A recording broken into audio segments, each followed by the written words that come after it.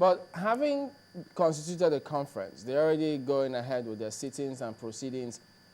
The option of recall, you talked about the younger generation being represented at that conference. Is that not too late now? If you are a sincere person, there is nothing that is too late. I will tell you why. Even when you have an architectural plan and you are not going to be mischievous, if you get to a particular stage, particularly the stage of foundation, and you discover there's an error, there is nothing wrong in correcting it. Well, this is a serious matter, that you have a country made up of young people suffering the consequences of bad governance for decades. Now, if you want to discuss the future, I think the model age should be between 35 and 45. That is the majority of those who are there. And all these people who are ruining our country, who are sitting in front of the conference as if they are coming to receive the head of state or the president of the country, should actually be at the back, while these young people fashion out from the business of the past their future. And that's why I'm saying that the current rumpus can be of concern. The current delay in the conference can be of concern, but it is good because it shows us that our fears are justified, that the snakes you have brought to populate most of the place are actually, and they do remain snakes. But my optimism is based on the fact that I say when you have people like Professor Aki Oyebode, an academician I know, or Bakare, who is an activist, or Oduma, or the Oduma Kings, and people like that from all over the country, they will be vigilant. They will ensure that at committee levels, committees are not padded, agenda is not manipulated, and they should not allow the ruiners of our society to actually have their way, regardless of the shenanigans of a retired chief judge or not. Those who should ensure an agenda for new Nigeria, for example, these people should make sure that our socio-economic rights and economic rights in the Constitution are justiciable, that the ethos of the collective, overriding that of individual, is in place. They should ensure that there be good governance and sincere confrontation of corruption. For example, I think one of the things that should come out of this conference is a Truth and Restitution Commission. I repeat, a Truth and Restitution Commission, whereby they will have a commission of Nigerians with integrity, and of course avoid the retired judge, because we know what they do with the Senior Advocate of Nigeria and the Ghana must go back. People with integrity, and they will ensure that they give 6 months notice to all Nigerians, particularly from the Babangida era, who have looted our country, to come and return the amount of money they have stolen, and then they can be forgiven. If, however,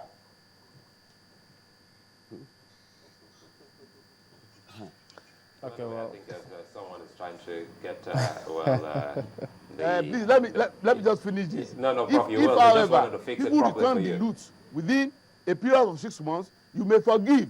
But if not, you send them to jail, if not death penalty. So that those are the kind of things I'm expecting from this this conference.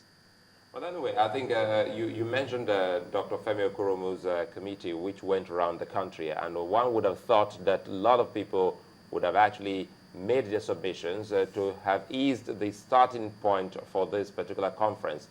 What do you think we should do with regards to the composition, which you have also joined other voices in saying that, well, we need younger people to be there?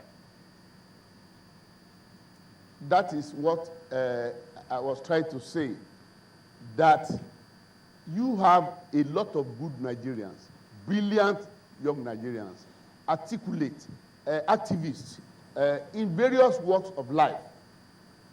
These are the people who should be made to be about 50% of the delegates. And there is nothing wrong if you withdraw some former governors, some former senators, a good number of the traditional rulers, people who have been resurfacing and resurfacing for the past 5, 6 decades. I don't want to mention names, but if you look at the front seat of those at the conference, you see the faces of majority of people who are ruining this country. What is wrong in withdrawing them so you could actually have a good foundation? Unless, of course, those who are convening the conference are not sincere in looking for a future, a good future for our country. But again, it's not too late to please. Wait a minute. Myself, I'm an old man. I'm not saying that people who are old should not be there. I know a few of these people who are actually very good in terms of the nature of the country. But majority of those who are there is not so much by age, but because of their antecedents.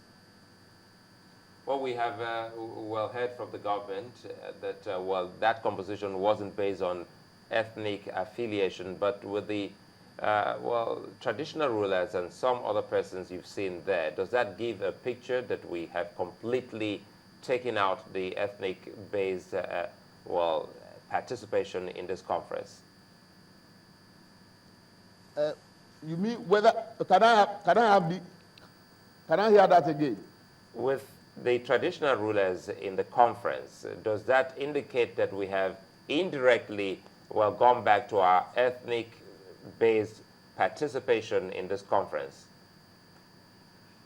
No, not at all. See, everybody comes from a certain ethnic group.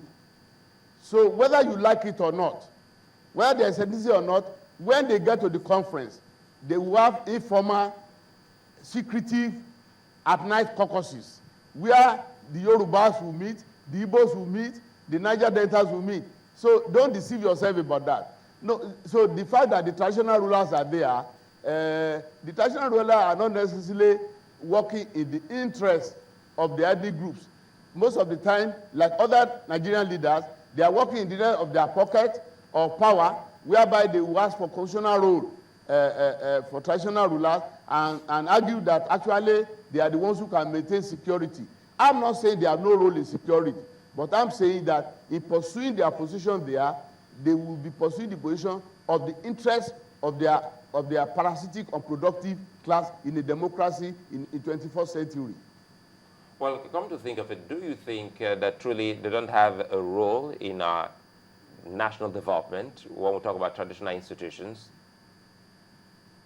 They have a role, man. They have a role because they are respected by the people in their communities. But I would like their role to be limited to their communities. I would like their salaries to be paid by their communities. I would like their powers not to sabotage the powers of democratically elected local government chairmen.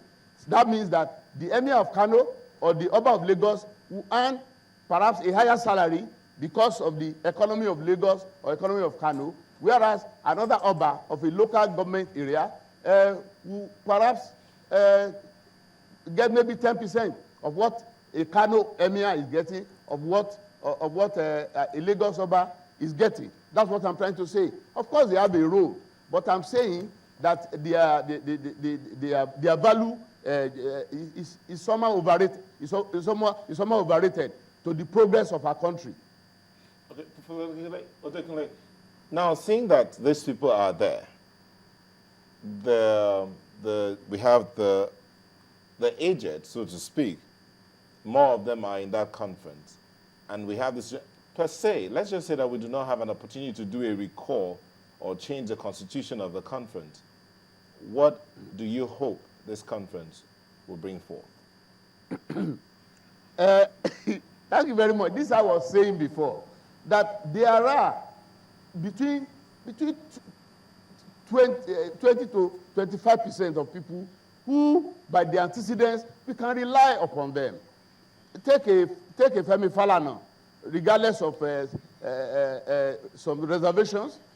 Okay, again, I repeat, the academics I know there, the civil society people I know there, and there are many like that we don't even know about, but who actually have the interest of Nigeria at heart.